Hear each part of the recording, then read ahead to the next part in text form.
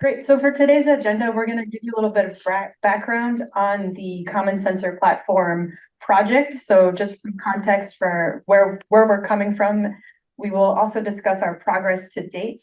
And then at that point, we'll get into the real kind of nuts and bolts of this presentation. We will present the station design progress and the engineering processes. So these are our version 1 deliverables for the project. And then we're going to take a break after that, just a 10-minute break so people can stretch. And then we will, much of the reason for us holding this presentation today is to get your feedback. So thank you for being here. And that will be the last portion of our presentation. Yeah, just a little bit to the project motivation.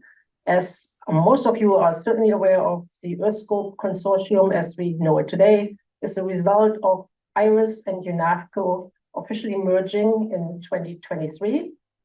And we are still operating the seismic facility for the NSF, formerly operated by IRIS, and the geodetic facility, formerly operated by UNAFCO. The next slide. And this merger, of course, is a big challenge in many ways, but we also saw it as a great opportunity to reassess our engineering processes, our station designs, and come up or spend some effort to come up with the more unified design that takes us into the future. So who at EarthScope is involved in this? Next slide. There's a bunch of people. So there's a 13-member core group who is guiding this process of the Common Center platform.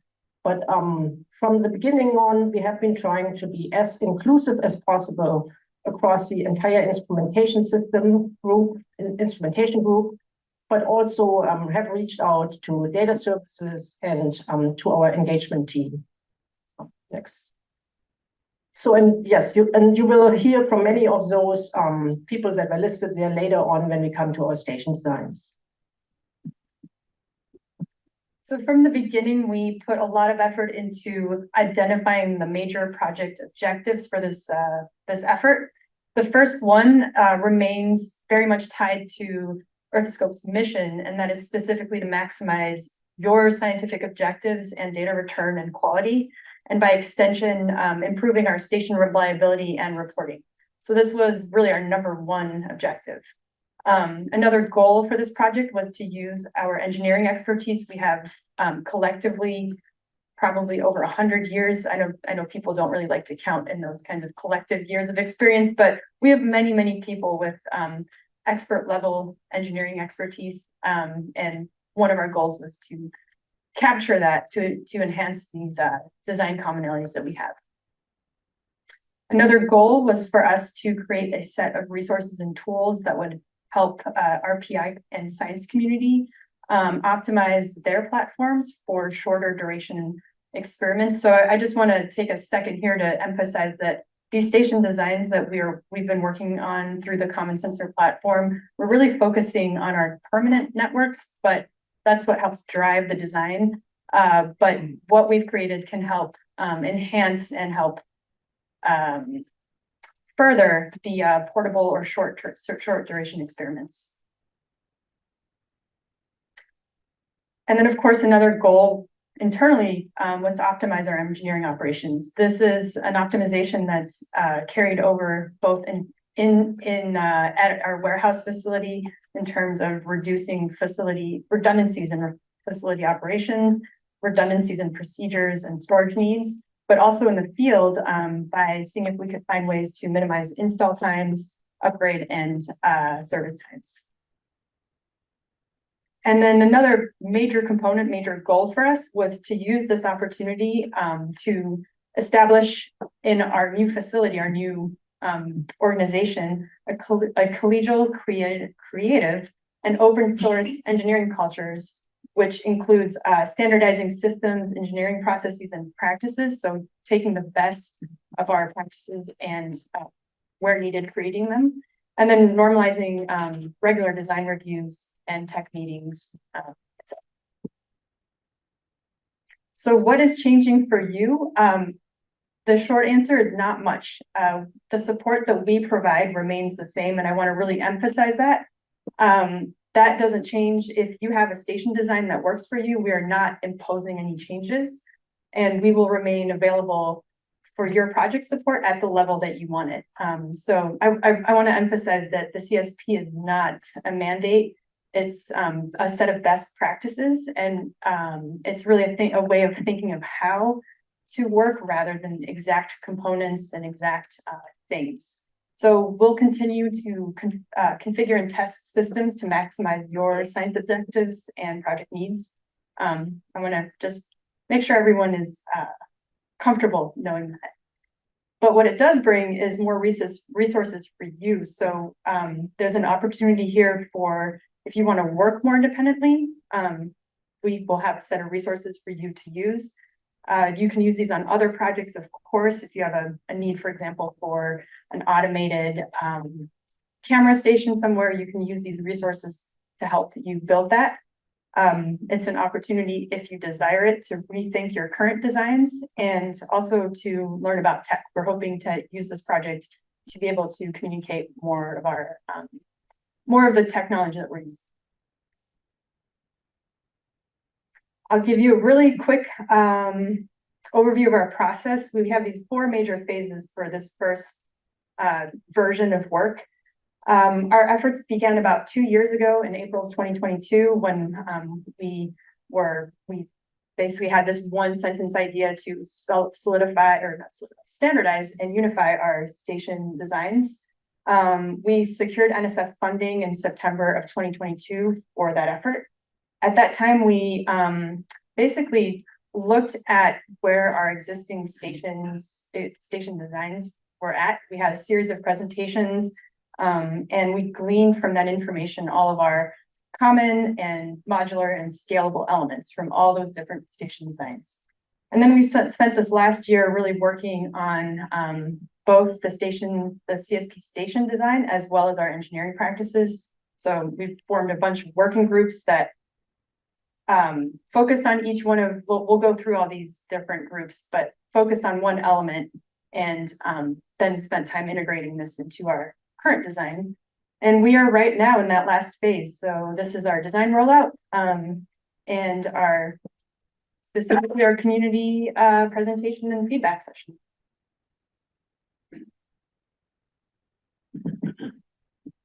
Yeah, so to summarize that again, so the Common Sensor Platform is meant to be a living design that will evolve with changing technology and objectives. We are not planning to retrofit any existing stations with those designs we come up with right now. This is meant to be for future implementation. And again, this is not a one-size-fits-all. We intend to be flexible to work around any project requirements we have. And this mostly applies to our permanent station networks. As Marianne said, this is an active engineering-wide collaboration and is an opportunity to establish a robust, flexible EarthScope-wide engineering culture and practices. So get us all on the same page, so we are speaking the same language here. And this applies to you, as we are now actively seeking input from our stakeholders, and we are hoping to engage you in future developments of this Common Sensor Platform. So what are some of our deliverables? We have created some engineering documents, in particular a requirements document, and that spells out in detail what actual requirements we have for our sensors that we are currently using, for our power systems, for our communications, for our infrastructure.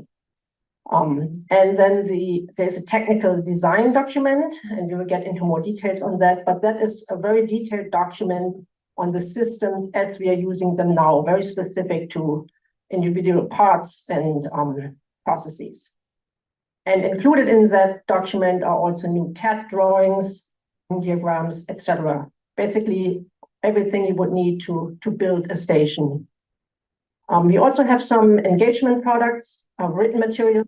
There was newsletter releases, a web page, and a video featuring the project, which is probably available on our webpage and on the EarthScope YouTube channel.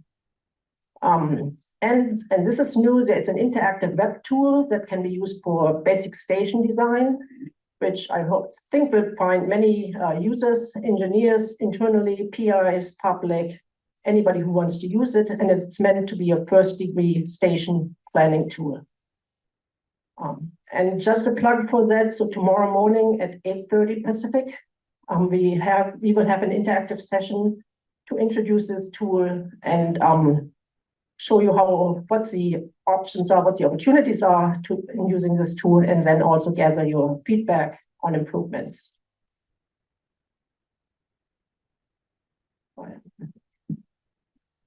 Okay, as Dorta mentioned, one of our major deliverables, and this is really the major deliverable for the technical station design, is the technical design document. This document is a comprehensive document that has all of the full design and specifications for our version 1 station. The draft is out for review. Once it gets accepted, we will be taking this internal document that we've created and basically just refashioning it so that it's applicable to an outward-facing audience. There's some things in there that just are either too internally relevant, and also some things that may be important to external user, the public, or our community, sorry, that we need to add in as well. That just so that will also be one of our deliverables that we share with you all. And just a point here that this is a living document. It will need regular updates as technologies evolve, as our sensor options change, as science objectives change throughout time as well. The core CSP station is broken down into 4 major components. We have 4 major subsystems, which are the sensor and the data acquisition system. So the thing recording the data for the sensor, the power system, the site infrastructure. So this is anything that secures or houses sensors and all of the other equipment, and a communication system, which may or may not apply to every station, but is certainly one of the major systems. These are accompanied by an operations and maintenance process or engineering kind of best practices. And an important subset of that is the documentation that goes along with those processes. And so I'll summarize our core CSP station. I call it the core station. We have, this is not prescriptive. We have elements that are scalable and modular, but this is our most common platform right here. So keep that in mind. When we have presentations from each of the subsystems, we'll dive a little deeper into each one of these elements and what those scalable and modular systems are. So for our core station, we have 1 or more sensors, a receiver or a data logger that records the data and may that records the data. We have an optional edge computer that may process the data and do some kind of data manipulation before it gets sent out or archived. There's a 12-volt power DC, or 12 volts DC power system. That system has a few other core components. There's a power generation, which is through photovoltaic or solar panels. The power storage is in the form of rechargeable batteries, and power is distributed and regulated by a solar charge controller. And finally, there's a grounding rod to deal with bad external power sources. And then in the communications section, as I mentioned, we have a optional telemetry device. We'll talk more about that. And then the site infrastructure to house and secure the equipment. Most of these elements are modular. Some are scalable, such as power. And we will dive into each one of those things in greater detail in a few minutes. All of these details and more are captured in our technical design document. It is a comprehensive document that has station overview that is a little bit more detailed than what I just spoke about. And then every subsystem has pages and pages of information, specifications, specific drawings that show the components themselves, some charts that show analysis on various subsystem parts. We also have next slide, please. In Appendix B, we have a full list of materials and components. It's very comprehensive. It has the link to the component, picture, a description, a source if it's a single source area, and also whether it's a modular, core, or scalable component. And then finally, we have a number of resources and conventions that are also listed in the document. Here are a couple of examples. These are just links to websites, to databases that we use, and something like a color convention for the elements of our power systems. So these are, this is just a summary of what's in that document. Again, once we have the public version, we'll release it and it will be available.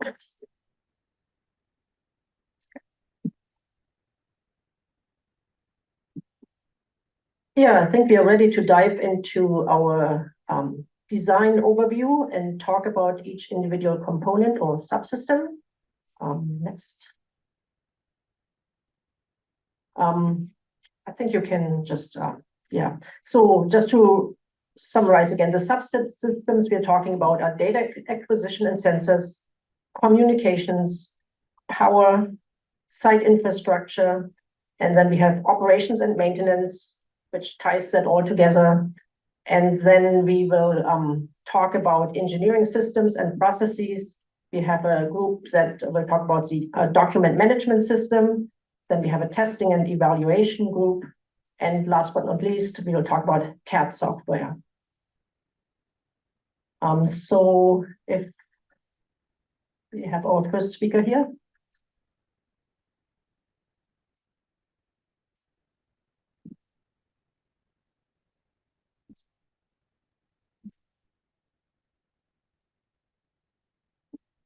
There we go. Some technical issues there, no problem. So hey everybody, I'm Emily Wolin. I am the sensor test and evaluation group lead down at the EPIC in Socorro. I'm going to be co-presenting today with Wade Johnson, who works for the Borehole Strain Meter Network. And we've been leading the working focused on sensors and data acquisition today. So our group was charged with a couple of different goals at the start of the CSP. We wanted to get a broad picture of data acquisition across our newly merged organization. There are a lot of different ways to acquire data from remote sites. So we put a lot of effort into defining requirements for on-site acquisition, storage, processing, and minimum requirements for what we call a sensor system. So this is a sensor and a logger, it's an antenna and a receiver, basically something that takes your physical process and turns it into data that you can analyze. Another one of our group's projects that we worked on was providing input on selecting software to be used specifically for acquiring seismic data in real time. EarthScope operates a couple of different permanent networks. So this includes the IRIS-IDA Global Seismographic Network and the NODA Borehole Strain Meter Network. Both of these networks have we call them seismic, although they don't just record seismic data, of course, but very similar data acquisition needs. And so we put effort into developing a unified system. We also, looking forward, left room to expand for future stations, networks, and projects. Later on, our group pivoted to working on edge computing, and I'll talk about what that means on our next slide. But we wanted to, again, connect stakeholders across EarthScope that had an interest in this kind of resource. And throughout all of this, it was absolutely critical that we interface with folks from data services, from both Sage and Gage to support these efforts. And they made really valuable contributions to the project. Okay, this is a complicated slide. Don't worry, I'll walk you through it. So a question that you might a PI who has never worked for a seismic network or any maintained a network of permanently installed telemetered sites is what is this data acquisition software? Why does it matter? Just a little bit of context. So if you are a PI who's deployed, say, a temporary seismic station, you go out there, you interact with a data logger, maybe a baler or something like that. You pull data off of it, and then you take it and transmit it in a batch to data services for archiving, right? For a permanent station, we are continuously streaming data from that station, and we would like it to be consistently received at a data collection center and then passed on for archive. So the purpose of that software is basically to facilitate this part diagram. So taking it from the data logger, maybe having some local on-site storage, passing it off to various points for to be received. Can you hit next? So everything in this green box you can see here. The next, an important part of this is what we're calling an edge computer. So this is a small computer that can be located at the station. It's usually connected to the data logger. If you've ever heard of a baler or a marmot or a slate, various devices have been commercially developed to provide this functionality. None of them are quite right for us. And so we are developing, we have developed a prototype in-house to serve a couple of different functions that we need. So this includes serving as an Ethernet switch, running our chosen data acquisition software at the local node that helps with things like backfilling data after communications outages, providing additional data storage in addition to what is on board at the data logger, acquiring data from serial sensors. A couple of examples of that in these networks are METPACs, till pore pressure sensors, doing some on-site data product processing and generation for various applications, and also potentially sending commands to the sensor and logger. Okay, I'm going to pass the microphone to Wade here, who's also running our slides. Thank you, Wade. So just to touch on this edge computing shortly, we found like a need. The products coming out from the vendors are very expensive and they meet all of our needs. So we've developed this very general, very low power. Right now it's about 1.4 watts field computer. And so it can run, like we said, it can run the data acquisition software if we have it on site. It can also do onboard processing. So for older receivers that are not as capable as a modern GNSS receiver, it can do, do its location processing on board and push out a data product, or in the case of strain meters, produce what we call a dynamic strain signal that can potentially be useful to hazards networks.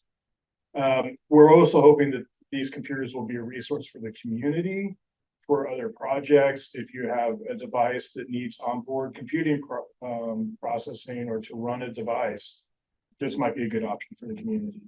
We currently are on our version 2, which is this nice green box. We actually don't have a picture of it completed, but it was just completed recently. And we're planning on starting to deploy these very soon to test them and hopefully release some production by the end of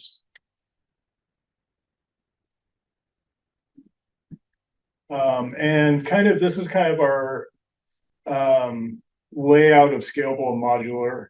We kind of put not applicable for the core station because it is the core of any station, but also what we build the station around.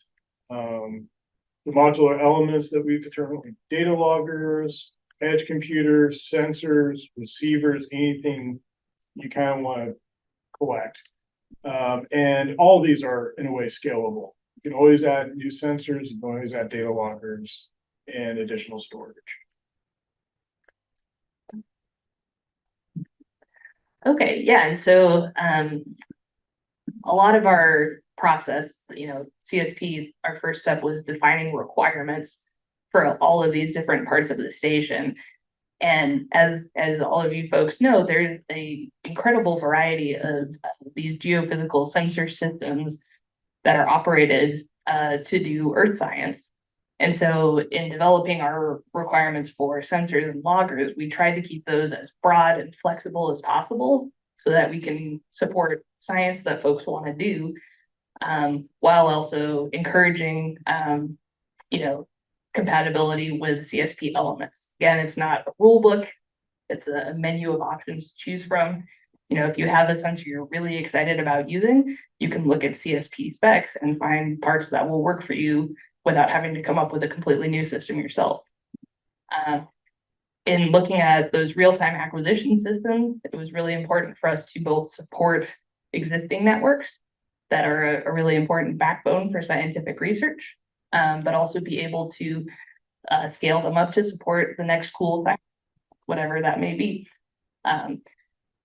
There's also a lot of interest in this outside of the seismic networks to streamline data collection from things like NODA for GNSS data. So that's an exciting possibility. Developing this edge computer, as Wade was mentioning, a lot of effort put into keeping this hardware agnostic, so we're not locked into a specific manufacturer, ensuring that we keep costs reasonable so that we can both continue to use our existing data loggers that are already out in the networks, and also make sure that we can upgrade hardware easily in the future, accommodate any new software needs, things like that.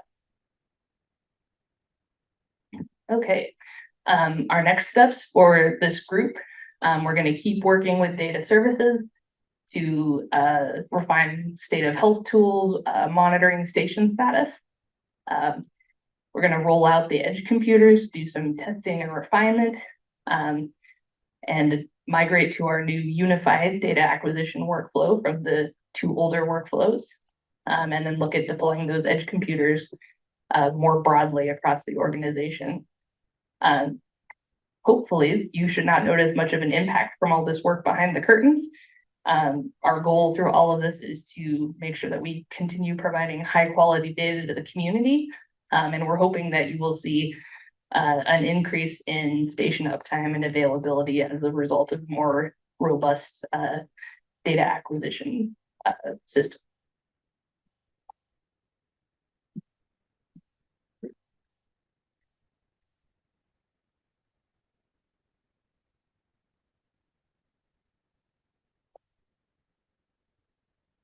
Thanks, Emily.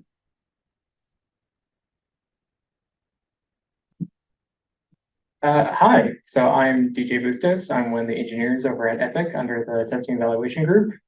And I'll be going over how we took the challenge on for power and PV. So obviously the key issue is that there's a wide breadth of station designs, all with their own styles of design for what they're powered by, what voltages they're running at, what they're even powering, how much power they're using. So the design process for us was could we just get a snapshot? Could we just get what is a normal power system look like, right? And then, make variations of that as needed around. So we did a search where we looked through all of our existing designs and kind of trickled that down into that the majority of the time we run stuff off of solar, and the majority of the time that stuff needs only, up to about like 50 watts of power. So if we go to the next slide, this kind of shows a bit more broadly on how we went about it. But yeah, it pretty much just boiled down to like, okay, we got stations that, are on like AC mains all the way up to, like half a kilowatt, and then all the way down to like our portable stations, which, maybe could draw maybe even just like 8 watts, depending on what data loggers they have. So it turned out that like the median of that is about 1 to 50 watts. And the median of that is rechargeable batteries or disposable batteries with solar panels. And so the great thing for that was once we figured that out, we're like, okay, well, we can just refine and build a system geared for that. And then from there, you can do derivative versions of it. So I guess we can go to next slide. And then the key principle of it too, philosophy-wise, was to make something that was easy for people to use, convenient, really, really fast time for working in the field with it, really convenient for teaching people, don't have to have any extra expertise on it. but to not compromise safety, because once again, electricity is dangerous, and the majority of dangers can be present just because of having an electrical system in there. And we kind of bounced around on like how we were going to go about the design. Should it be a completely enclosed unit, you know, with just like connectors that go in and out, or should we have, you know, something where it's very free flowing on how, like, you know, install it? And we boil it down to the next slide, which is essentially this. So we came down to that in a core system, the requirement should always be typically a DIN rail design, where we have means of disconnect with breakers. That way you have a way to turn the circuit on and off, and protect it from itself from surges. Right around 10 to 12 AWG wire, which is adequate for oversizing for low voltages, and then scaled properly for everything up to probably about 50 watts. And we came down to a design of having a plane as the unit, as the form factor. And that allowed it where we had essentially like a unit that's self-encased that you can install within something, but also it's not, you know, this giant and big box that's taking up too much space, that's taking space away from everything else. And for the modularity and scalable elements, that kind of goes, for the modular, it's definitely where the power is coming in. You know, is it solar? Is it wind? Is it, you know, TG, you know, propane? Or is it, you know, like AC mains, and then having, you know, battery storage locally for power outages? And then, of course, you know, scale factor is really just how much power do you need for the system? How many things do you need to power, you know? So for like systems with edge computers, like you have to put that in there as well as for the electrical budget. So yeah, I guess we can go to the next one. And yeah, just back up real quick, sorry. I'd like to add on that just a little bit. Can we go back one slide? Oh yeah, my name's Chad Pyatt. I'm a NODA network engineer, and I basically work on NODA GNSS sites. Also part of the working group for Power PV. Just want to describe basically the design paradigm looks at these are basically UPS systems. So we have power input comes in, there's some, whether it's a charge controller or some other device that is going to charge batteries. Those batteries are going to be set at a certain voltage, and then that voltage is used to drive other equipment, whether it's a sensor or comms or edge computer or something like that.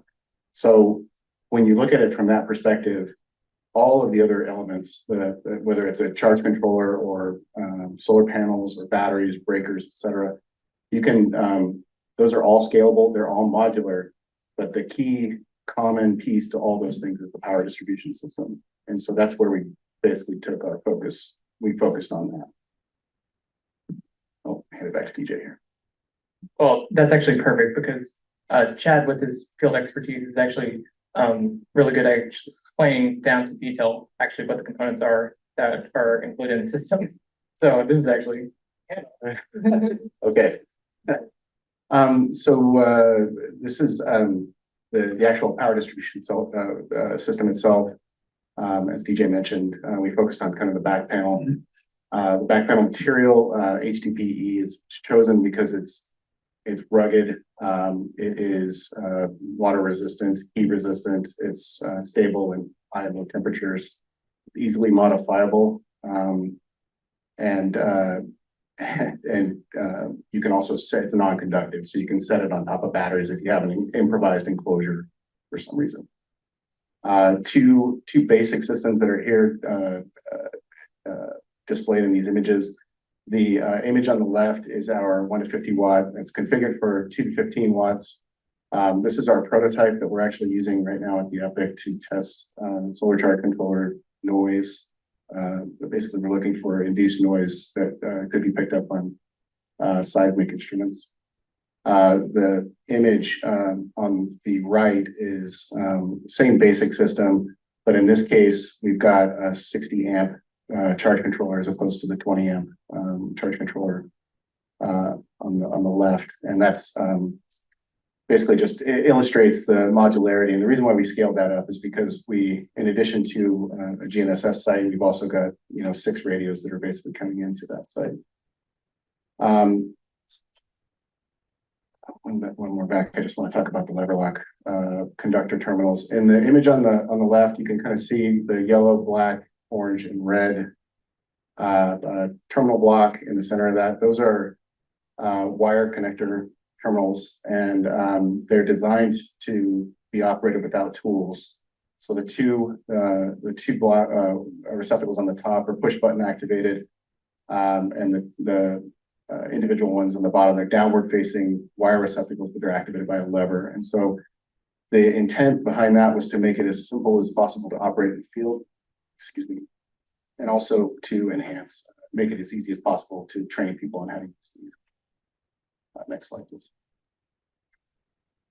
This is just a slide kind of, again, kind of lining out the different modular scalable elements and just giving you examples of those.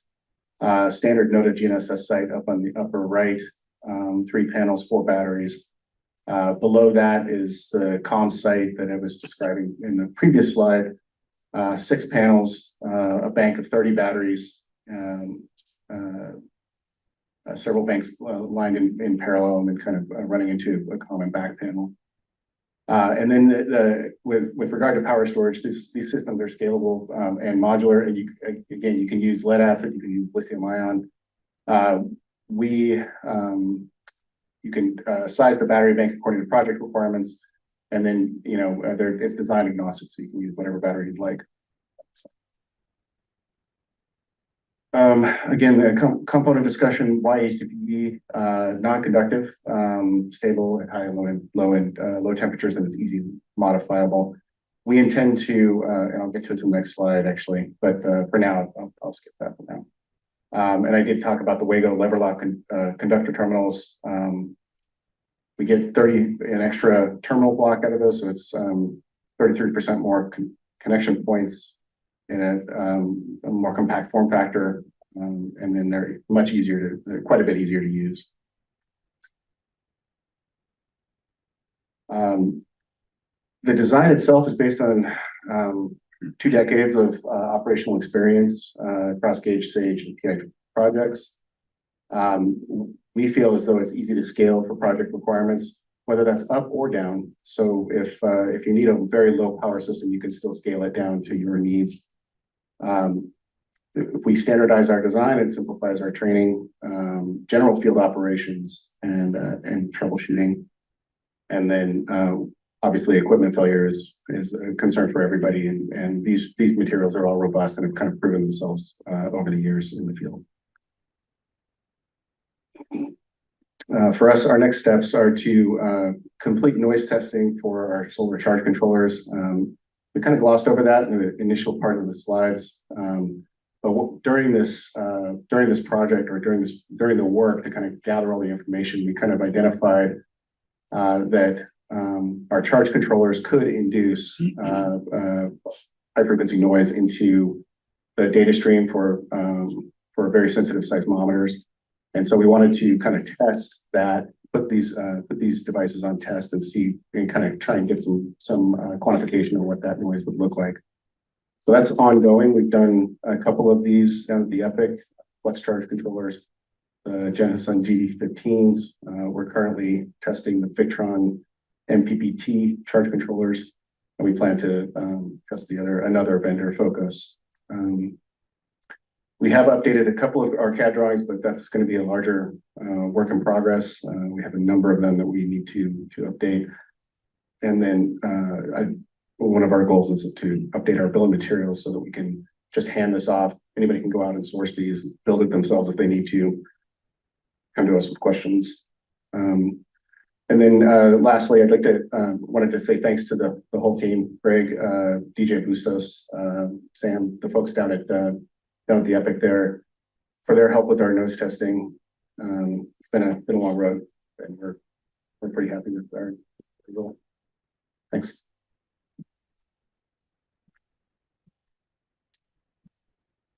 Thank you, Chad. Hello, my name is Nico Bayou. I work on the gauge side as a power engineer. I've been working for about 10 years in this outfit. I'm going to talk a little bit about communication systems. So this is kind of trivial thing, but not so trivial, maybe a little bit difficult to work around and to see what we wanted to present. So EarthScope stations operate from pole to pole, and they have to deal with different volumes of data to be transferred. So the usual process is, what's available at the site, infrastructure or not, and the data volume kind of gives us the technology we can use, and then that gives us the power we need to power this device. And then does it work? That's the question. So, and then sometimes we have to cycle back to the beginning and then reassess. And that's probably my polar thing here. So this effort is it's more like a set of guidelines on how to use communications rather than one solution fits all. So yeah, it's just guidelines. Next slide. So what we're going to have at the end is basically online resources for the what, where, and how. So here I have a table of all the technology that we have available, depending on where we are. So cellular, cell phones, basically cell phone modem. They have a high throughput, reasonable power, but they need some local infrastructure. And then we can cycle all over. And then Iridium is basically the worst case scenario where it's not the worst case scenario for everything, but it's anywhere in the world, but low power, but also there's no bandwidth. So we have everything in between here. So radios as well, Starlinks, which are satellite things, they're anywhere in the world as well, but they take a lot of power. So we have to deal with all those problems. Next slide. So here it's basically the envelope of all the system like EarthScope has been or is using at the current time. This is a log scale on both axes. So you can see the power and the bandwidth. So obviously, when you move a lot of data, when you can move a lot of data, it tends to take a lot of power, especially with satellite systems. You can see the Starlinks all the way to the top right. And then we have this little thing at the bottom left, which is great, can operate everywhere, but cannot move anything. And we have everything in between. So next slide. So as Marianne mentioned earlier, the communication device is an optional thing. So it's not part of the core station design. So it's not applicable here.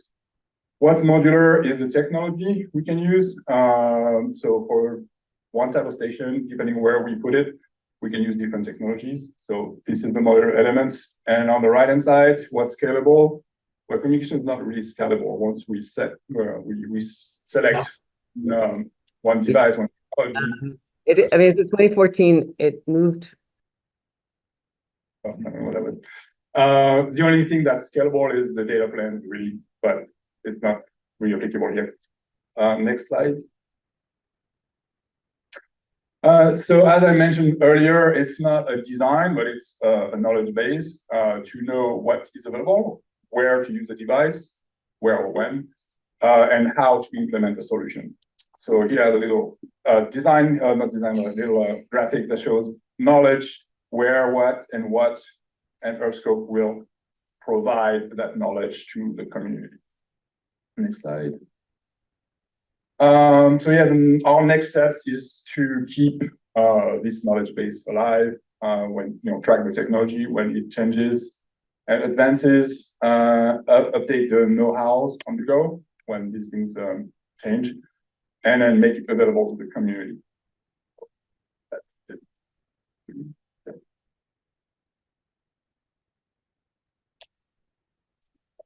Well, this is Wade Johnson from the Stream Meter Group from NODA. So the station infrastructure group is the most recent group to be formed. It was only formed about 4 months ago.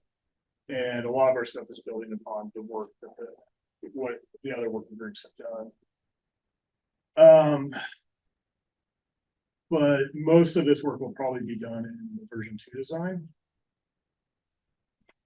So our goals have been to inventory all the enclosures used across the EarthScope organization, including PI projects, examine solar mounting options across EarthScope and commercial options, Define the requirements for grounding and for protection, which, works hand in hand with power group.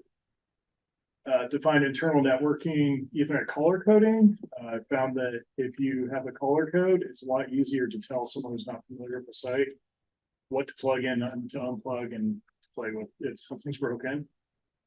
And also define requirements for equipment mounting, including external devices, internal devices. This includes MET packs, communications antennas, power systems, etc.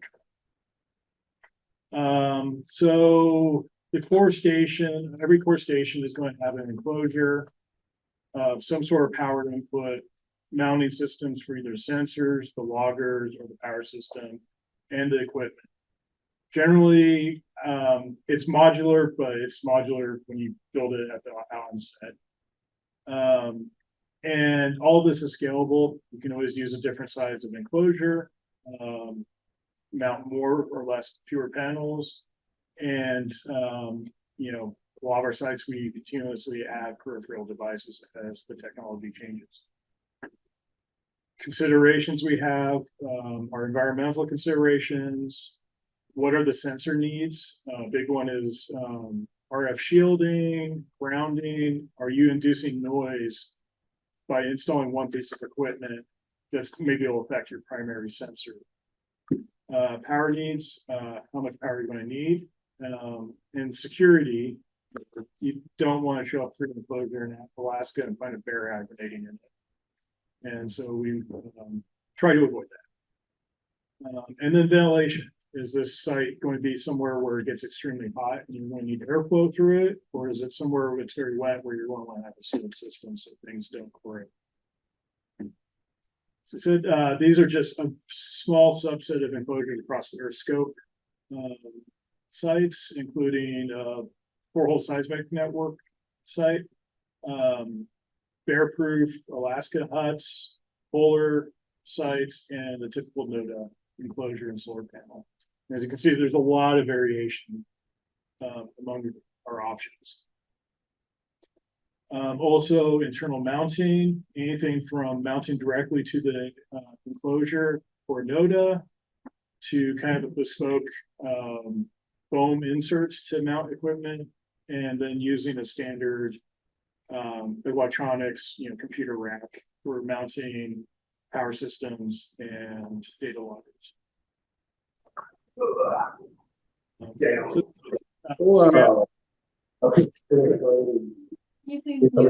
Yes. Yes. Please mute. Be on the side, buddy. Get that bucket out of the way if you may. Sorry. Go ahead. What's wrong? So I'll keep on going. So yeah, there's a lot of different enclosures available, so we want to pick the right one. One thing we did in NODA when we installed the original network is we had our own solar mounting system. It was relatively secure, stainless steel, but only fits a specific form factor for solar panel. Moving forward, we want to evaluate what is commercially available and potentially either use that or modify it for our requirements. Version 2, we want to look into this more. Internal cable management, we want to define that to make it easier for O&M. And the next steps, I think our group is maybe scale down the number of enclosures we have available, so it makes it a little easier for stocking in-house, and also share those decisions with the community. We really want to, like I said, dive deeper into the solar mounting systems and come up with a option that's easily available that can handle modern solar panels, but is robust enough for our requirements. Finalize our network cable color codes. And then one of the things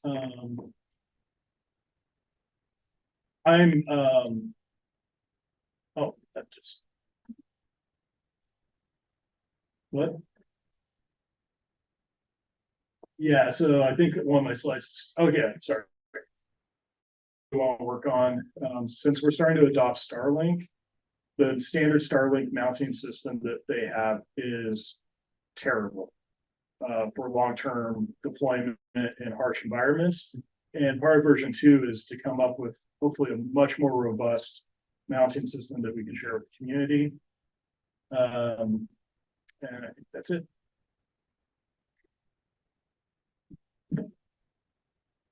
Okay, that's it for the technical station design. We're gonna move into the engineering processes next. There will be an opportunity right before we break for people to ask any clarifying questions before we move into the feedback portion. But we can take a minute right now if anybody has a pressing immediate question. You're welcome to unmute and ask.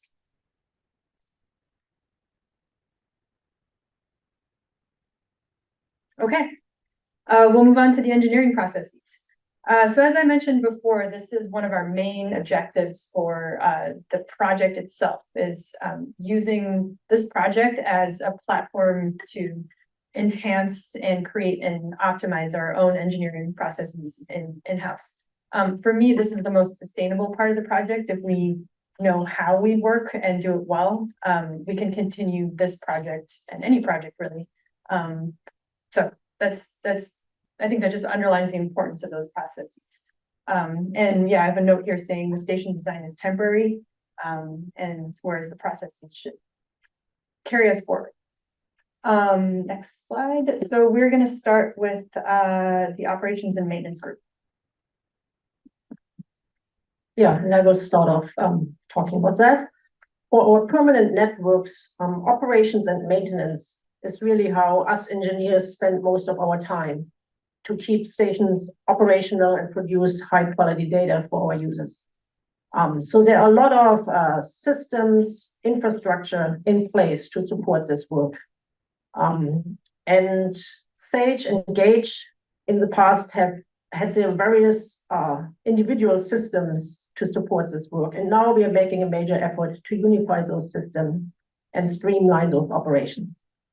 This will also have hopefully a positive impact on what PIs will experience when they contact us and have more consistent interactions and support on projects. So our main goal was to get a baseline of how O&M activities look right now by inventorying all the systems, platforms, tracking, reporting that we currently use across EarthScope. Next slide.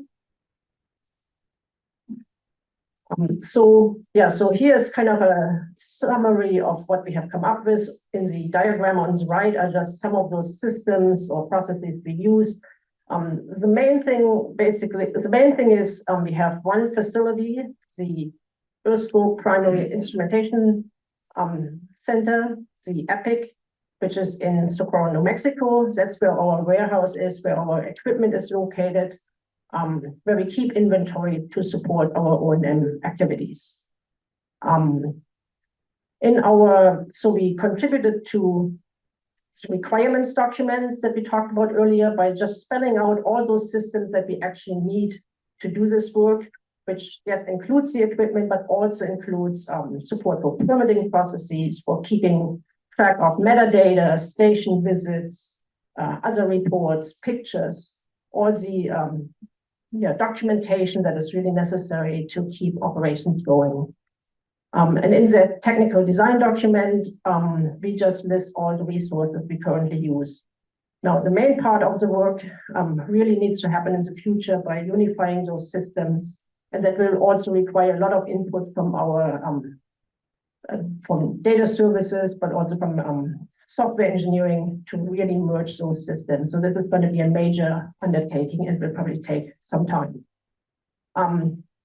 Other impacts for the PI and general science community will be that we can provide documents that outline best practices and associated resources. For example, we have created some station installation checklists, station maintenance checklists, have report templates, and also recommendations on safety training and other skills.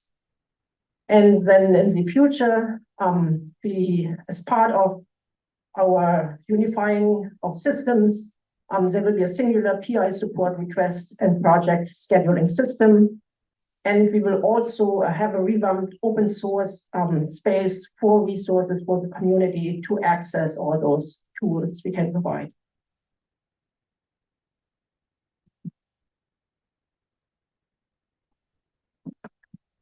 Hi, I'm Molly Statz. I'm with the Project Management Office. Kirsten, my co-lead with the document management system, will also be speaking or helping present here. So yeah, document management, also known as DMS, sort of going off of Dorothy here, right?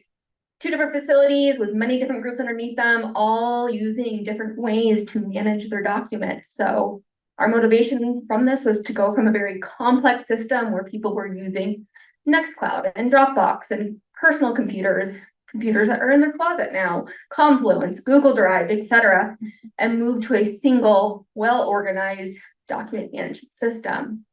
And what's the business need? Why is this important? Because it just increases operational efficiencies. We're making sure we're capturing our institution and historical knowledge.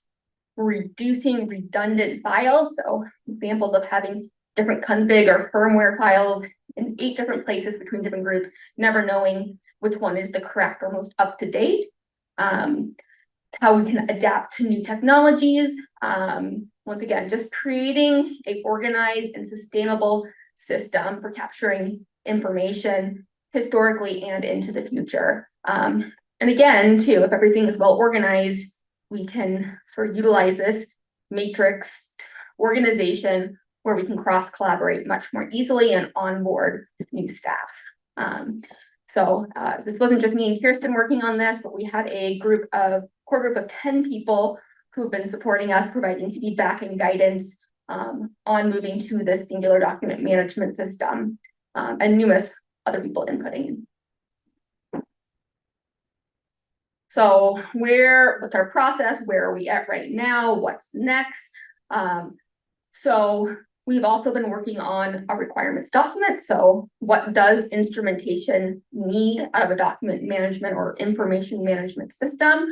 From that, we evaluated numerous in use and not in use current document management systems against these requirements, where we then selected SharePoint to be our singular document management system. And we are now working to interface this new document management system into Confluence, which is our corporate wiki, so that these 2 things can interface with one another, a document management system and an information management system. So we are currently working on the structure that is behind these 2 systems and coming up with an organizational plan of how we are going to structure folders and tagging and metadata within this system. And sort of our big sort of upcoming thing is we've chosen the system, we're working on the structure, is actually performing the migration and getting us over to that singular document management system. So we can more easily collaborate, coordinate, and find our information that is, decades and decades worth of important things. Kirsten? Yeah, thanks, Molly. I'll take over for the next slide.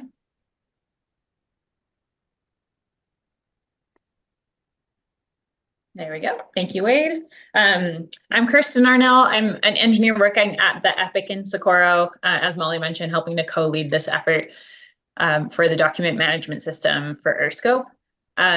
So thanks for the intro to that, Molly. I'll just wrap up the discussion for the DMS with some quick notes on why this impacts all of you, our PI community.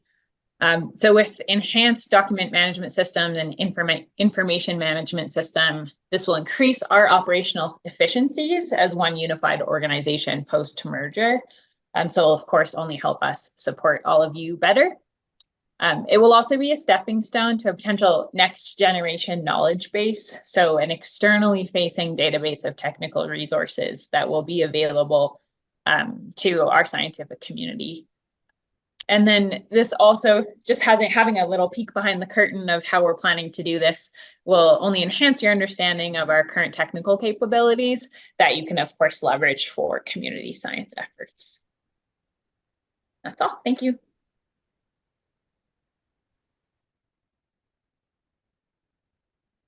Thank you, Kirsten. My name is George Eggers. I am a member of the Epic and I've been working with the testing and evaluation group with Summer Rose, Emily Wolin, and Greg Chavez, along with many others. And with that DMS comes the realization that we have to have documents that are going to be inward and forward facing on that system. Documents that have to have a high quality and have to be able to support PIs as well as our own workers. And our initial goal was to create templates for our standard operating procedures and our evaluation documents, and to determine how much assistance is going to be needed in that process. And we have about 10 working group members, but many more have been assisting us on this project. And so far we have established and confirmed our templates. We've gone through the review process with these very stringently.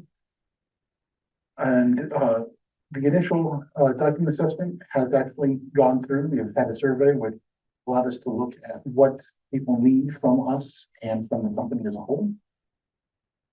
And next, we're going to be working with that DMS group to migrate those documents over. We want to make sure that they migrate over cleanly and that they will be visible to the outside in a clean and organized fashion.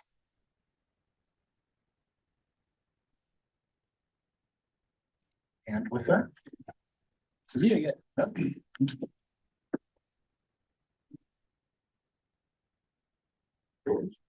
It's me again.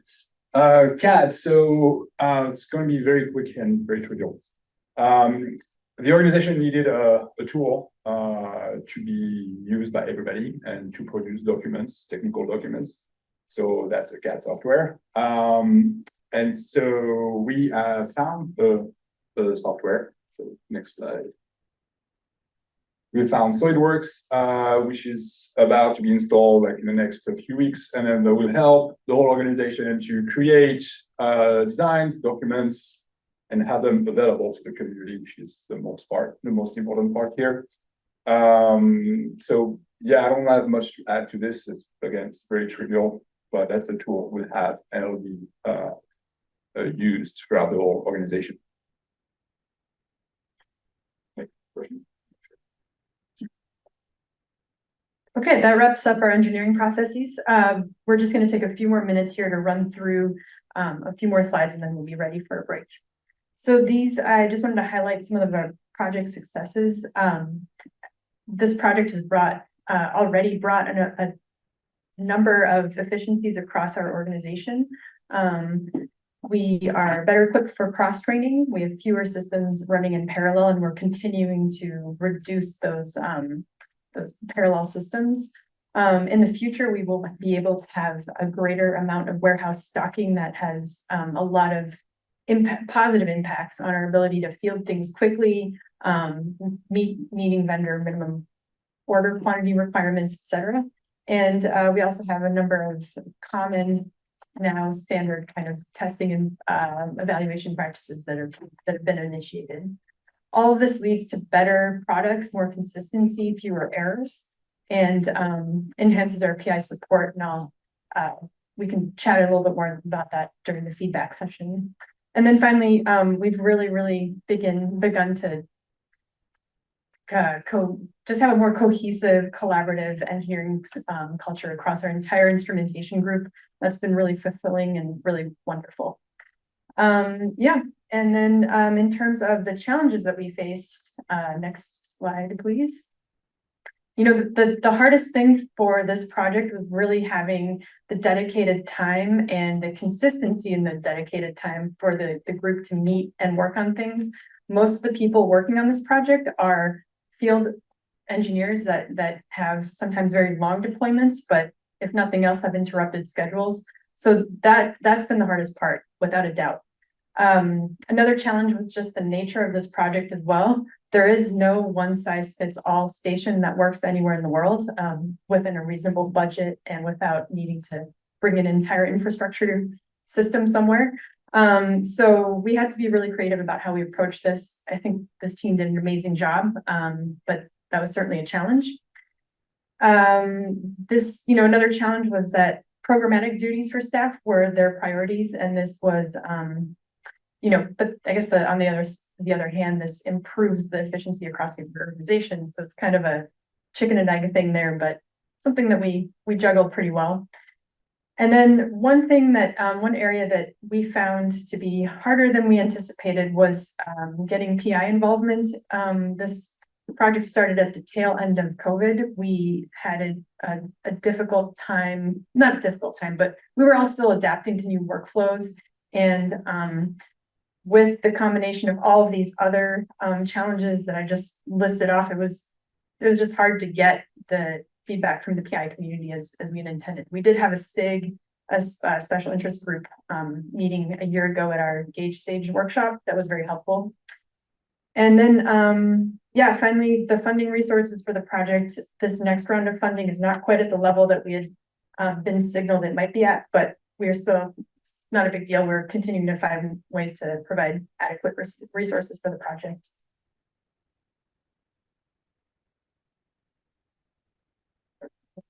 Yeah, sure. So what's next?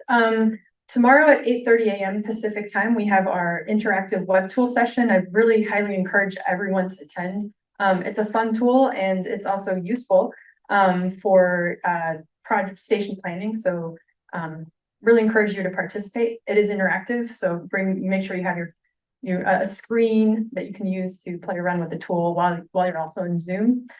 The next big thing for us is our Sage Gauge workshop. We will have a SIG at that workshop. There's information on this image right here, but this is another opportunity for the community to provide feedback, and we are very much looking forward to that. And finally, more resources will become available in the next year or so. And I know that probably at this stage, what would be helpful would be some case studies and some examples of this in real life. We don't quite have those yet, just because we just released this design. So as those become available, we will report back and let you know what our design looks like in the real world. And then finally, we have a number of things that we're working on for the version 2 portion of this project, and they're listed here. Okay, next slide. So at this point, we would love to hear any immediate questions you have. If you have clarifying questions about the design, we have a set of questions for feedback that we intend to go through with you. But we also thought it might be nice to take a quick 5-minute break or so before we reconvene. So yeah, does anybody have any immediate questions that they'd like for us to answer? You can speak up. I can't see raised hands, so someone can. Hi, I do. I'm Terry Wilson at Ohio State University. I oversee one of the Antarctic Polar Networks. And so,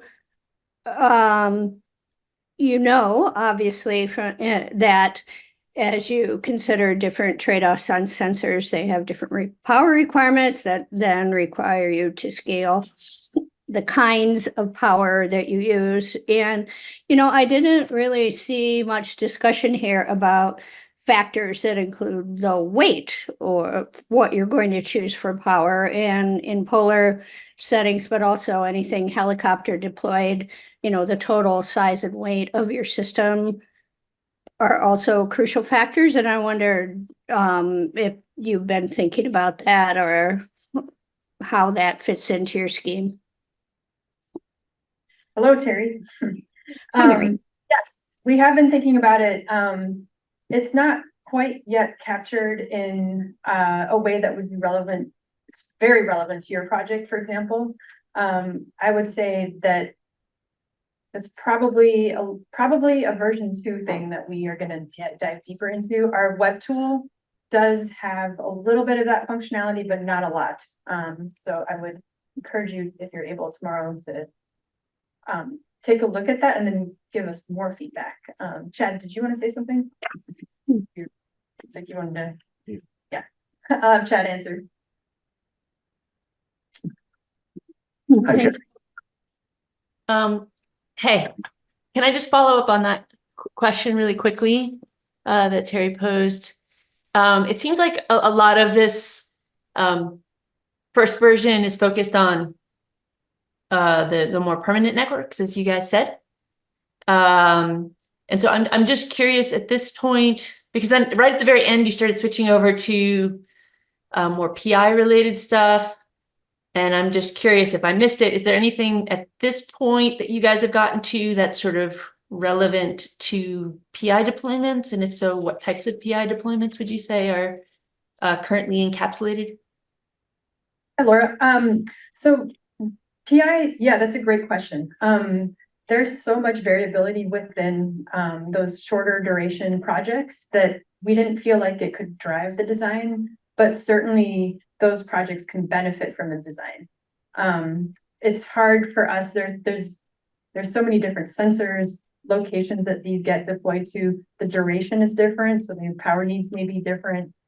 So we've done our best to capture what we think is an 80% usage case across our permanent station networks.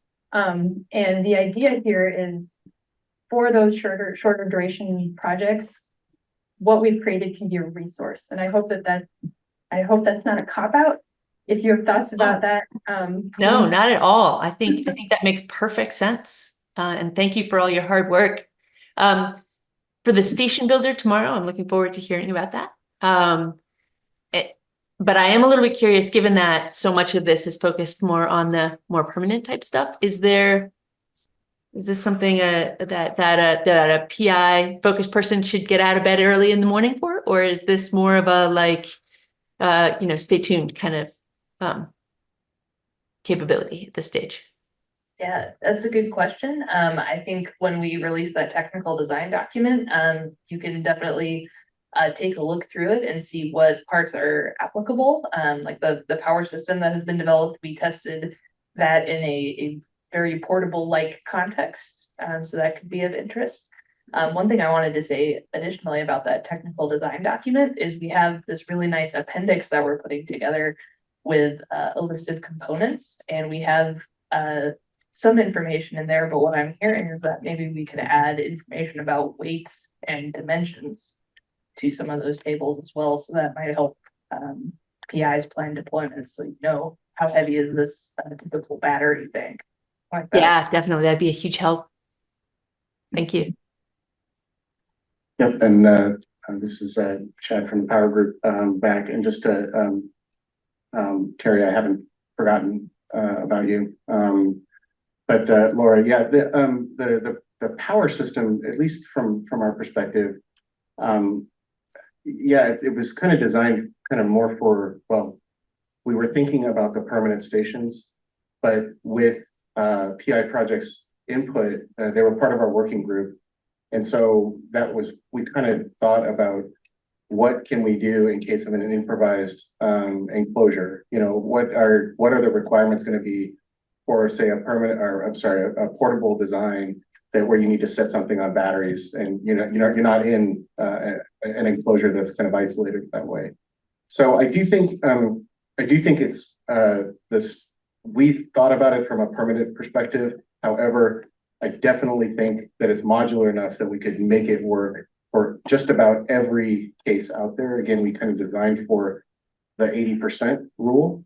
But I do think that we're getting much closer to probably more like 90% of the use cases out there.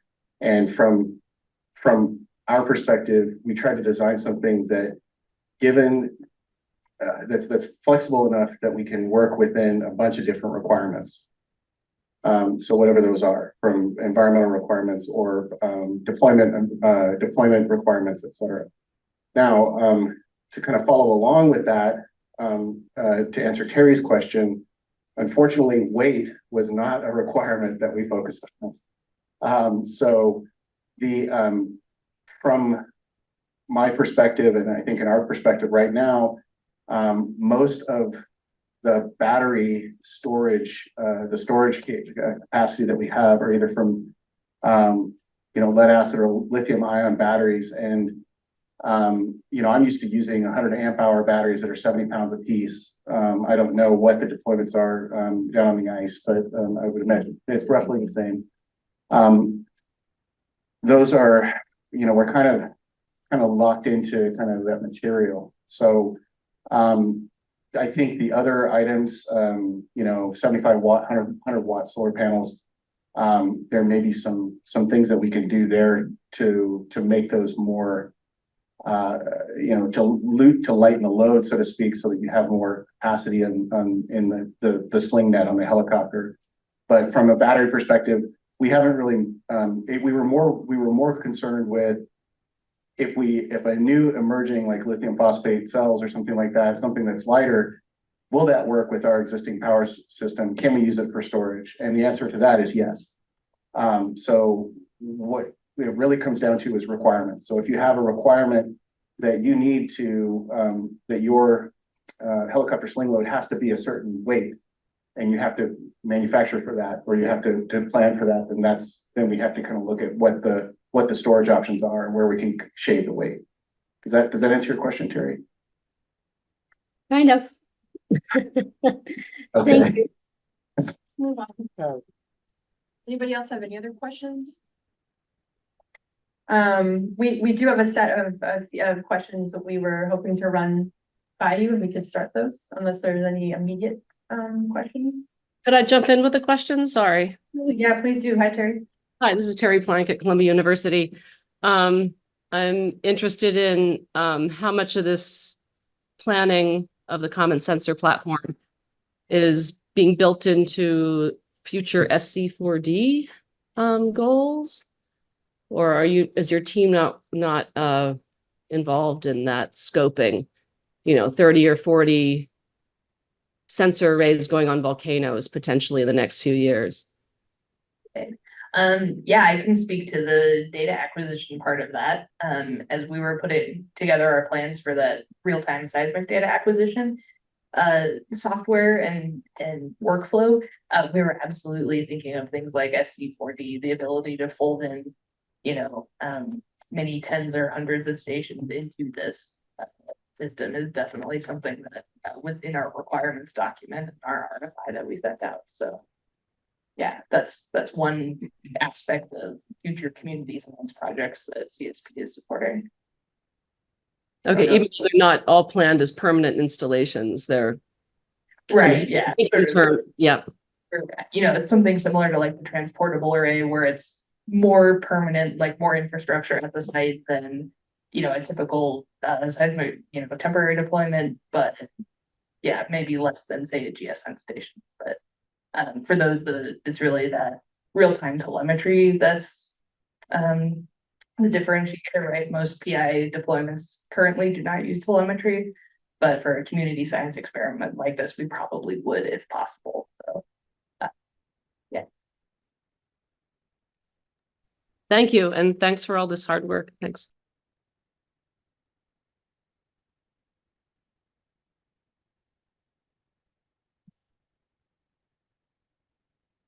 Okay, yeah, so we'd love to know your initial thoughts. I think we've maybe even covered this. Does anybody else have anything they want to just share up front?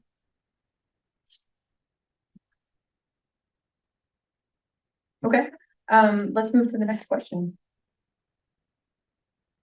Yeah, so if you all are willing to share, what are some areas in our design that are useful to you? And similarly, what is missing or challenging from your perspective?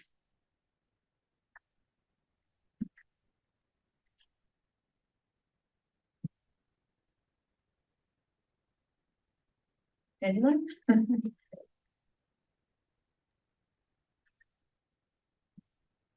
I mean, I guess I'll just echo, what's already been said, which is just that it makes a ton of sense to me that all of the work that you've done is going to be incredibly helpful for EarthScope as it's taking care of the networks it's responsible for taking care of, and for other network operators. At this point, though, since this is an outward facing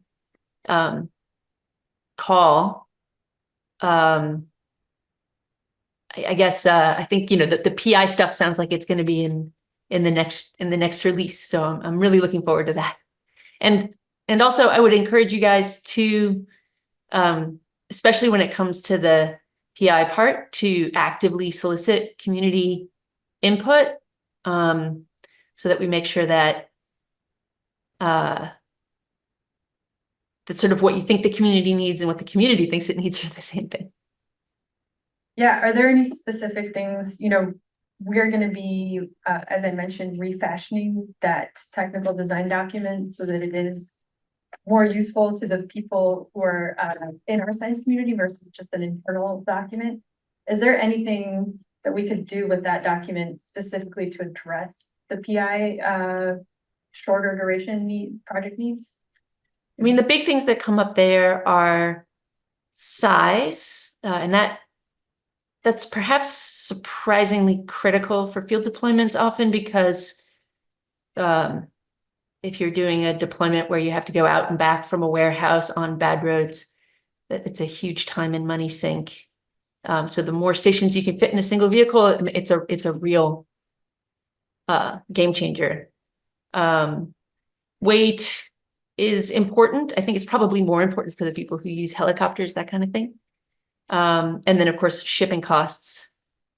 And then power is a big one, right? So anything in that document that can tell us, hey, this is lower power than that, or your entire system will end up using this much power, so you need this much solar panel, right? Even for broadband systems, if we're not telemetering, right, we're down below a watt these days for the most part, with the newest kit you guys have. So that's super exciting. It puts us kind of out of the range of what you guys have been talking about, but I can't imagine that a lot of what you're doing is still ultimately, just in terms of engineering principles, going to be useful. Anything that you can do in terms of helping PIs design systems and prepare appropriately for what they're going to need would be great. Yeah, thank you. That's great. That's very helpful. The design document does have a lot of information about power draw from various communication types, from sensors, from and the edge computer that we have, for example. So that stuff is there. Maybe what would be helpful at some point is a power draw calculator, which our station builder does do. So yeah, that web tool does do that. Okay, cool. That'll be really helpful. Yeah, that'll be great. And then, so for example, if I have to decide what kind of battery I'm going to buy, I too go for the 100 amp hour battery, but I've often wondered if that was overkill, both financially and in terms of like the abuse my shoulders take when I try to carry that into the field. So, any feedback that can be provided on, hey, if you have this solar panel and this battery, even if you have 3 months of clouds, you're going to be fine, that kind of thing. Like, what are the tolerances that a certain type of battery and solar panel configuration will give you? And then you can kind of decide how lucky do you feel? Yeah. Yes, it depends on the load, but the web tool does take care of that. So we could even potentially bring it up right now, but basically in the web tool you pick your sensor or sensors, a data logger if applicable, and then you can pick how many batteries, what type of batteries you want, and how many solar panels you want, and it will actually show you the I saw someone laughing, but yeah, it'll show you a graph of the power output over time. So you can also pick the duration and the location of your site. So when you do that, it will plot the power draw over time. So you can see if your station is going to experience shutdown periods where it's not producing enough. This is really more relevant in polar regions, but where it's not producing enough power to continue to power the station, and it has to shut down, and when it will hypothetically come back up. We have options in the station builder web tool that have both rechargeable batteries and single-use batteries. So you can have a combo, and the single-use batteries can essentially switch on when your rechargeable batteries get too low to carry the station through those unpowered what would have been unpowered months or weeks. And then you know, it's all very interactive. You can update things and change would it be helpful if we showed you right now?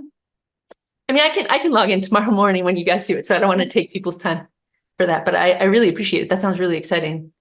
I don't know. Yeah. I saw you were very excited, but that web tool does not take into account Eclipse, so you gotta be careful. Ah, right. Yeah, I will, to be sure. Hey, does it take into account temperature?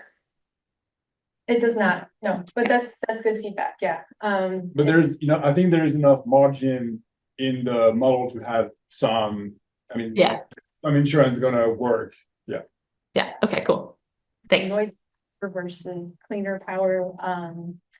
And there's also, something else I thought of that I just forgot. Oh, it has, yeah. Takes into account cloud coverage, if like a random margin, right? Yeah, so there's it uses data from NASA. When you put the location on the map, it will pull the equivalent sun hours from a NASA webpage. So if you're in a place that has more cloud cover, that's all worked into the model. Okay, well, we can move to the next set of questions, I think.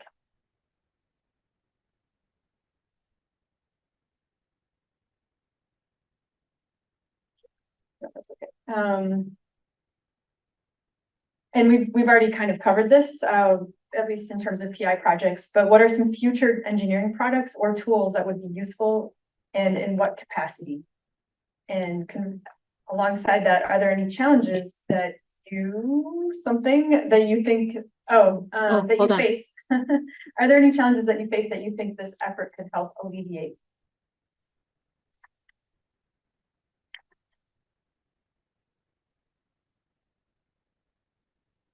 I also saw that Terry had some questions. We could pop those up quickly. I didn't see them. Right. Okay, so wait, I think you.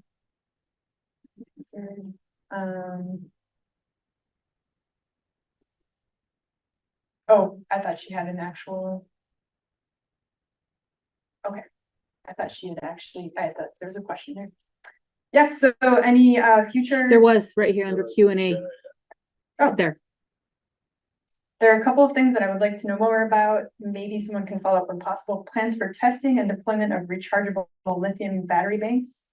And the grounding rod that was listed on one slide. I'm going to answer the grounding rod right now. The grounding rod is probably not going to work in polar areas, which is where Terry operates. But the grounding rod is something that is at most of our other stations that have a connection to the actual Earth. Nico, did you want to? Actually, yeah, I mean, can you give me that? Yeah, sure. Yeah. Yes, we maybe interrupted you abruptly. You used to that. Yeah, Terry, the grounding rod is it's basically what we have the grounding plate on the enclosure. It does the exact same thing. A lot of the stations that are not in Antarctica or have actual ground, we don't, but that's basically the same. It does the same function here. And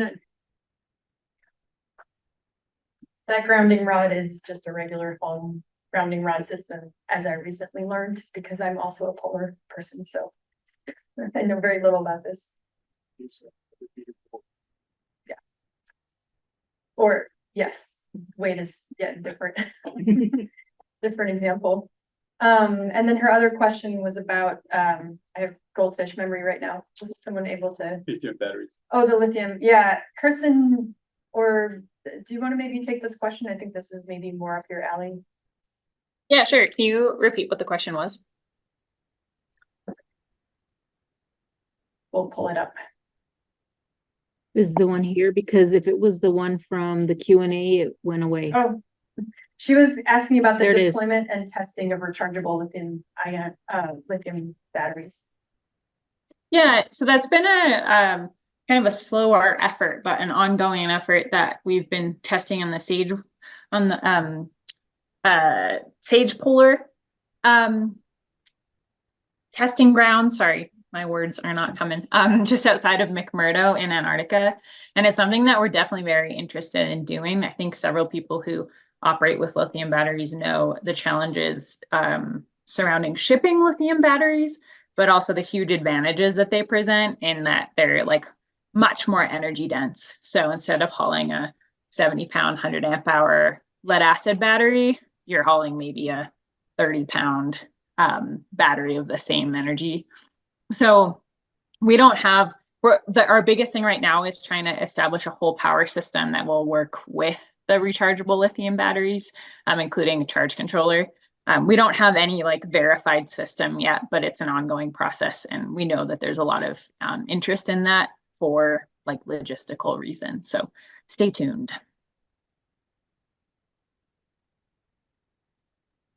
Is there any hope that the shipping on those is going to get any easier? Because they sound great, but it's always sort of, I can buy the lead acid or the gel cell batteries locally. Yeah. And then I don't have to ship them at all. And with the lithium batteries, I have to worry about everything getting hung up completely. So it's Totally. somehow, in spite of everything you said, which sounds totally lovely. Yeah. I've had to eschew them so far.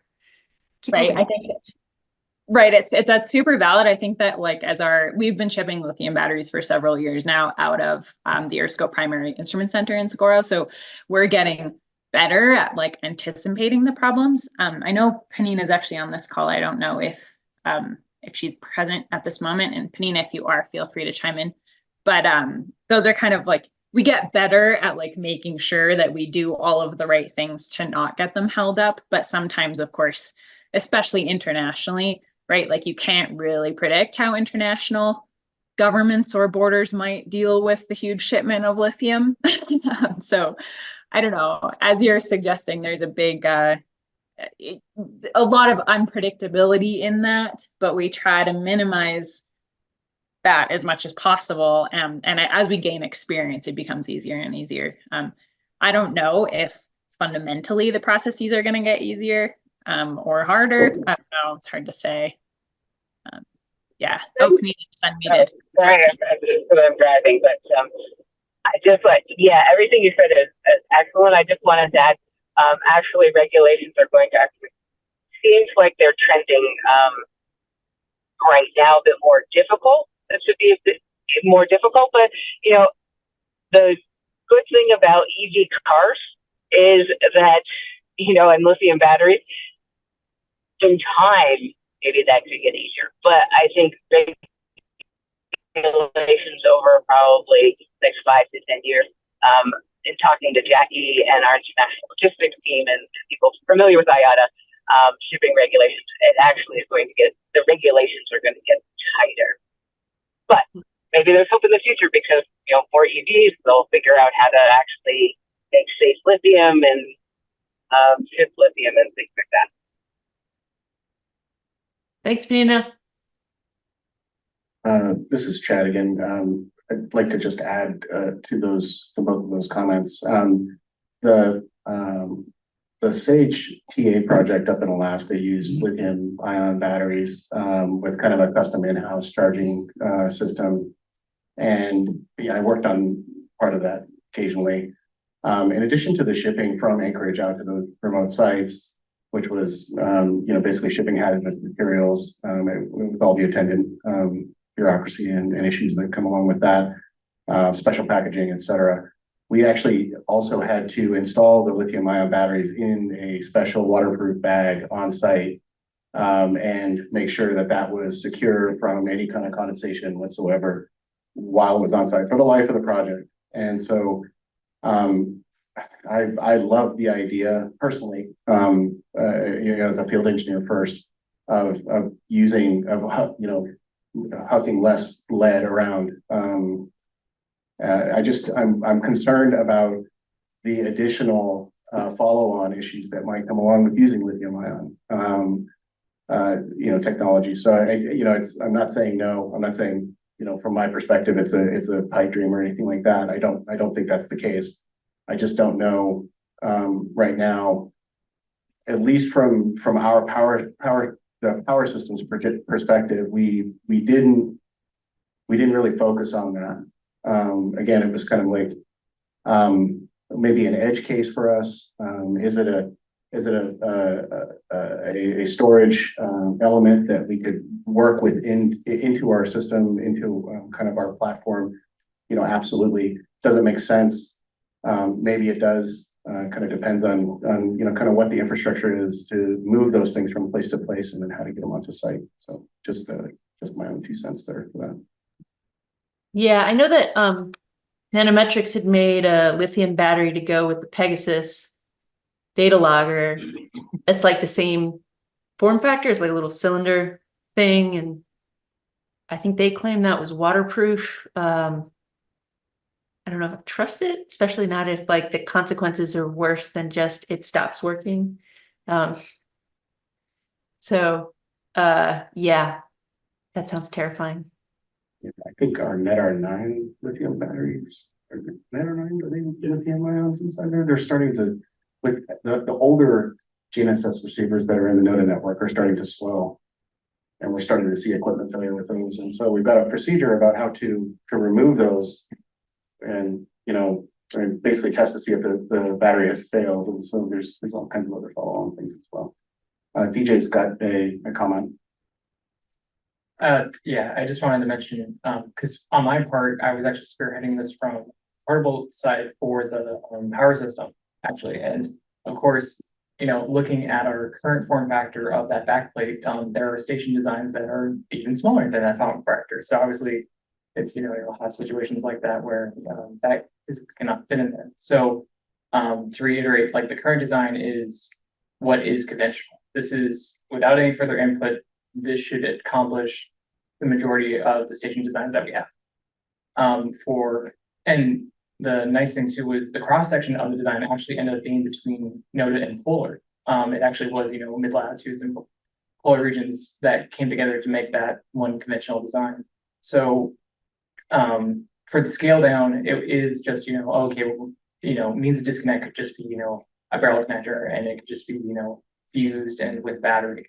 But once again, it's like, if we have no external input, it's just going to be conventional, then that backplane form factor is good enough. And same thing too, that is part agnostic. So we prefer in-house those Wago terminals because those, you know, have the least amount of complexities and robust and have the least amount of tools. But just having a means to distribute the power within the system, that is what's documented. That goes back to our requirements document. I'm like, hey, if you're going to have, you know, 5 different devices in there, really, really nice to have a centralized area where you have that power distributed to each of the components. But yeah, so that's my other 2 cents on it, was remembering that for the entirety of the CSP, we're starting with a conventional design and we left it open-ended. That way we can nip and tuck as we need for each of the stations.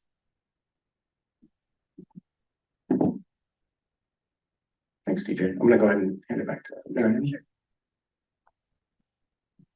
Let's go ahead and move on to the next set of questions. And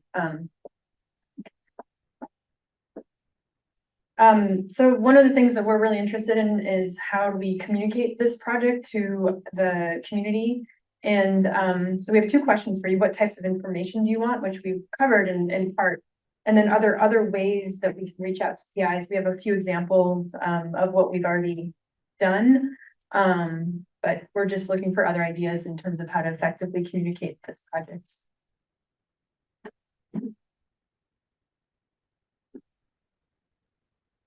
If you have.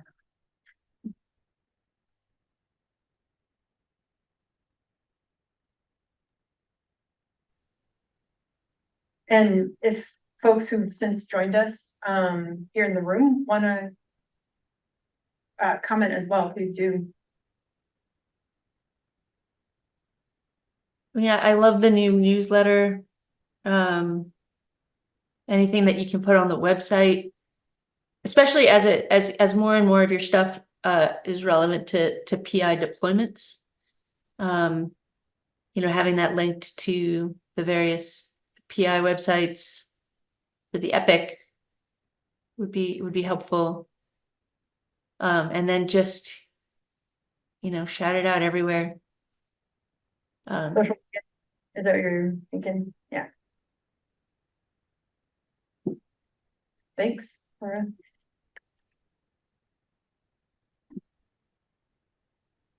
You're already doing all those things, so I'm not sure it was super helpful. But some of it we can do more of, I think. It's hard, I don't get the return feedback on, well, I do, but I don't always know how many people saw a tweet, or I don't even know if we're still on Twitter, how many people saw an Instagram post, those things, so.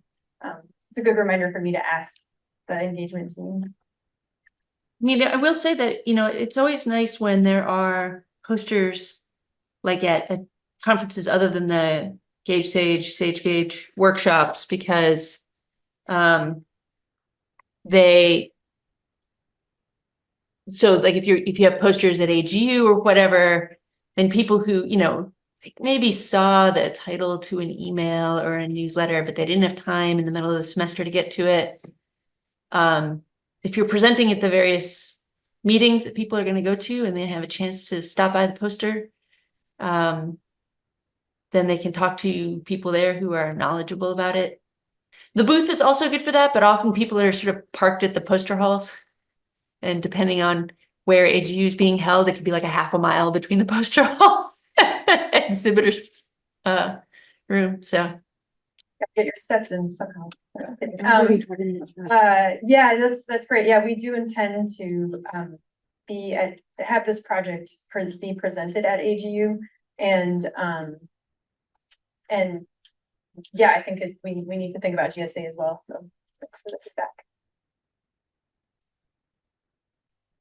I didn't know if we've ever had or used an RSS feed for our website update. I think we do. We don't. Okay. I think we did. WordPress site, but any news item that's posted on the website is shared everywhere on our. Okay, so the question was whether we had an RSS feed, and Emily, who's from the engagement group, I'm just going to have you repeat that, Emily. Yes, our main website, it's a standard WordPress website, but any news item that does go up is also pretty much always shared on every single one of our social media platforms. So we are on everything: Facebook, Twitter, Instagram, LinkedIn, TikTok as well, but that's not quite relevant to that. And we do have, we can get analytics for anything that's posted online in terms of number of people who are seeing something or interacting with it too. Thank you. I mean, I will say the one other thing that I would like to see more of is information on how we can provide information and feedback. Like, this call is great. I'm loving talking to you guys. This is, you geek out about instrumentation all day. But, you know, for more any opportunities for people, especially as you get into the PI side of things, I think it's going to be equally important to make sure that not just that we hear from you, but that you guys can hear from us, and that we have a way to let you know if we're like, oh, but that wouldn't work because of this random thing that I have to deal with. Yeah, two-way communication would be great. That's great, and I think there are two ways to achieve that. One is passive, right? So Emily, you were talking about the suggestion box, and we'll post it at the end, but we have our CSP email address. But then there's the active part where I think we could do a better job of soliciting feedback from guys, you know, at the end of a project, and yeah. Or just having a conversation as you're developing things to make sure that, you know, having a pre-AGU meeting or some sort of a webinar that's two-way, where you can get people who are interested, where you can roll out, let's say, hey, this is what we've been thinking, this is the direction we're moving, and get feedback from people who do these types of experiments to get their input. Maybe also critically before it's too late to change anything, right? Sure, yeah, absolutely, yeah. And this is, I'm just gonna re-stress, this is a living design. This is our version 1. There will be a version 2, 3, 4, etc. So yeah. Well, yeah, and I mean, for what you guys are doing right now, this is all perfect. It's just, as you mentioned, there's so many different use cases. You know, that I can speak to like the one that I do, but for so many other people who use the Epic equipment, their needs are going to be different. And I don't even know how all of that goes into a comment anything, right? So bless you for trying. But Did I mention it was a challenging engineering project? yeah, right. And maybe it isn't possible, right? Maybe there is no such thing as one size fits all, right? Or you know, and but to the extent that you're trying, you know, that's great. And I think just communicating what you're trying to do and soliciting feedback and reassuring people that what they want to do will still be possible and in the most efficient way possible. And Yeah, absolutely. Laura, this is Chad again. So the really important thing, I know we've never talked to each other or anything like that, but I think the one important thing that we were kind of taking to heart ourselves is that we don't want to panic. Nothing is actually going away. We're actually just trying to streamline things. So it's, you know, again, it's that 80%, 90% of the cases, we're still going to be able to find a solution for you. Your current solution that's there still going to be available. You know, it's not, nobody's being forced into this. You're not going to be forced to use my back panel or our back panel. I apologize. And certainly, if you did decide to go that direction, we would do everything possible to make sure that that type of design would fit what you need, your requirements. And that's kind of the important part of it, is going back to the requirements. What are the requirements? What, pounding on those requirements and saying, what do we really need here? And giving everyone tools to kind of go from there to really hone in on what we need. Because you're right, we can't design for every possible use case, but we can get a whole lot of them. And that's kind of what we're hoping to do. Thanks. thank you. Go ahead, Laura. Were you gonna say anything? Okay. Well, I just wanted to open up the floor one last time for any other comments or questions or thoughts. I think at this point, it might just be me and Steven that aren't, or no, Yeah. David, that aren't EarthScope. No, thank you for sticking with us through the end. No problem. Thanks for listening to me. Well, thank you Great. guys so much for putting this together. This was great. Yeah, thank you, everyone. Thanks for attending. Wade, if you want to just show we do have an email address, and if you have any ideas or just want to provide unsolicited or very solicited feedback. So thank you. All right, thanks everybody.